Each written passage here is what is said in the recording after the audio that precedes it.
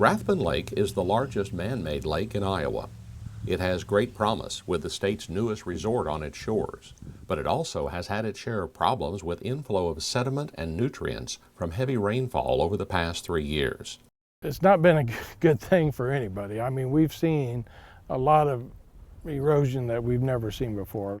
Rathbun's water is used by a growing rural water district that works with farmers and livestock producers to ensure the quality of water flowing into the lake is suitable for human needs. Rathbun Regional Water serves almost 80,000 people a day with water. Most of our water supply comes from Rathbun Lake. We're in the process right now of building additional capacity with a new 6 million gallon a day water plant to go with the one we have, because we know we're on the edge of not having enough capacity. These structures that you see that we're building are catching the sediment before it enters the lake. And the sediment also carries phosphorus, and those are the two biggest issues we have for water quality in Rathbun Lake. We certainly encourage people to do no-till if they will, but a lot of people are doing more minimum tillage, and that is prone to erosion, especially when you get some of the heavy rains we've got in the last 3 years. John Glenn is also a farmer and practices what he preaches. I've been no-tilling for 21 years, 100% of my acres, whether they're in the watershed or not. I've put in buffer strips, I put in paddocks for my cattle to rotate them. And so I've done a lot of different conservation practices on my own that I feel have worked well. Waterways in the fields that are tilled. I think waterways are great if you can maintain them.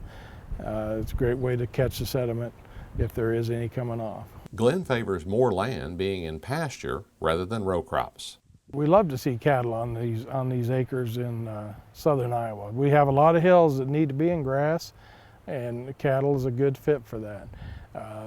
Sometimes some buffers can be built to keep them out of the streams, which may help a little bit with the erosions, but anytime we can get something seeded down and run cattle on there, we're going to be better off than we are in row crop. Conservation practices such as waterways and terraces qualify for government cost sharing, and farmers have other incentives to save their soil. Because it pays them off in the long run anyway, because they're saving their farm and making it a better, more productive factory, if you will. There's one more factor that Glenn says is an incentive to send high-quality water to the lake. After we treat the water, we pump it back uphill to them.